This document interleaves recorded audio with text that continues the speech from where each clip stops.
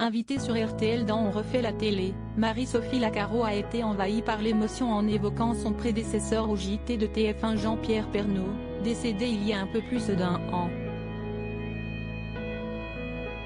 Un extrait dévoilé en exclusivité par Télé Loisirs est diffusé ce samedi 17 juin. Cela faisait plusieurs mois que Jean-Pierre Pernaut, décédé le 2 mars 2022, multipliait les problèmes de santé. En 2018, le journaliste star du JT de 13h avait annoncé souffrir d'un cancer de la prostate, qui l'avait forcé à laisser sa place pendant quelques mois pour se soigner. 3 ans plus tard, son épouse Nathalie Marquet révélait qu'il souffrait d'un nouveau cancer, cette fois des poumons. J'attendais un moment pour en parler. Si Jeanne parle, d'abord je pense qu'il ne faut pas avoir peur du cancer. J'en ai eu un, la prostate, vous le savez.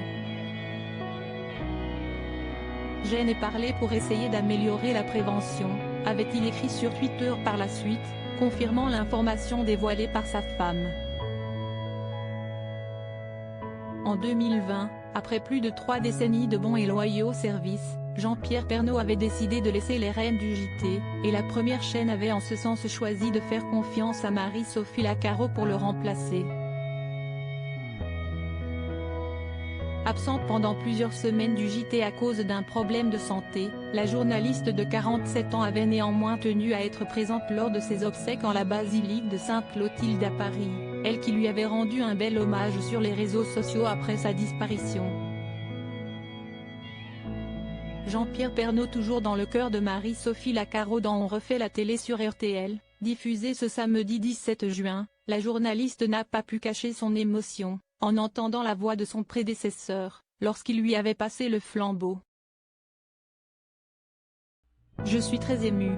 Parce que ça fait du bien d'entendre sa voix et parce que ce qu'il s'est passé entre moi et Jean-Pierre est vraiment inhabituel dans l'univers des médias.